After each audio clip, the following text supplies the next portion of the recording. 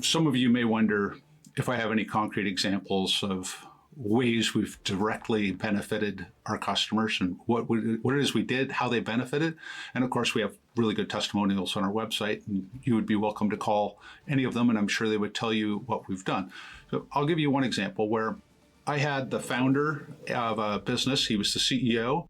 He'd already sold a business before, and I started with him with the employee alignment and productivity, because he had some really difficult to find and really valuable employees that were going to be key to locking in if he wanted to sell and get the most price. So we designed up the program. He worked with me. We did that.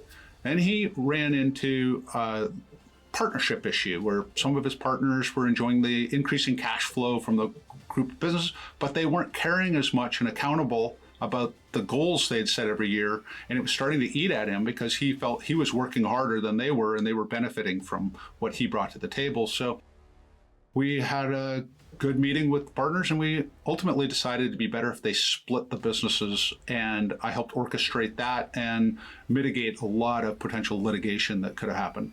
So saved them millions on that entire endeavor. And then with the smaller group that he had, because he split off some to his partners, he decided that he was going to want to sell within the next year to two. And so we just began planning. He made it clear to me that he didn't want to stay with the business in an earnout. Now, the formula, the expected future cash flows, you can reduce the perception of risk in the eyes of the buyer if they were to have you pay, if they were paying part of the purchase price after the deal in an earnout. My client didn't want to do that.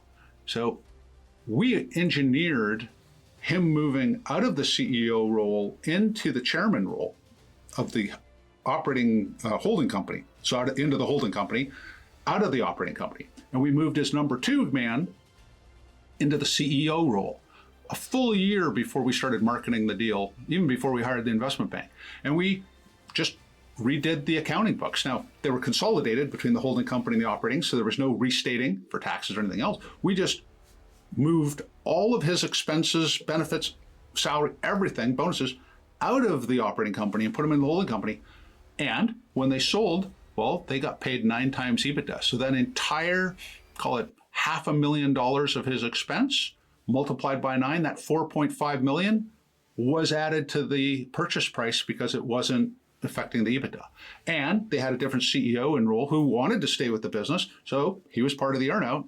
And my client, who initially hired me, the founder, was sitting in the holding company and just got to be an advisor. The great deal for him was they still paid him as a consultant. He could work when he wanted to. He got the best of all worlds. And out of that deal, just on that transaction alone, we made him an extra $4.5 million. A few years ago, I experimented with doing some podcasting and had a really good time, but it wasn't very serious, and I just wanted to learn how to do it. So now with this podcast, the Wealth Creator Coaching Podcast, I'm going to be inviting a whole range of guests, friends of mine and other people I don't really know that well, but from private equity people who run really large private equity firms and acquire businesses all the time, to investment bankers who have done deals, to businessmen, entrepreneurs like yourself who have built businesses and sold them. And I'm going to have a whole range of guests on future episodes of our podcast. And I'm really excited for you to listen and learn and ask questions through our YouTube channel and on our other sites so we can address them. This is really important to me because I think there's a lot of money that's being left on the table by business owners while they run their businesses, and especially when they sell it. And I'm aiming to help those people who have been in the same shoes I walked in so that they don't have to make the same mistakes I made, or they can learn from others. And that's one of probably I think that quote comes from Warren Buffett. He said, it's important to learn from mistakes, and it's a whole lot better to learn from other people's mistakes. So with Wealth Creator Coaching, it's learn from my mistakes and the mistakes of others so you don't have to make them and pay such a heavy tuition or price of the learning. And then we're going to learn from our guests on the podcast. As I think about critical thinking and on that topic of learning and what I'm really after, it's the notion that great results come from great decisions. And great decisions come from great judgment. Great judgment comes from experience, and experience comes from bad judgment. or mistakes or bad decisions. Those all go together.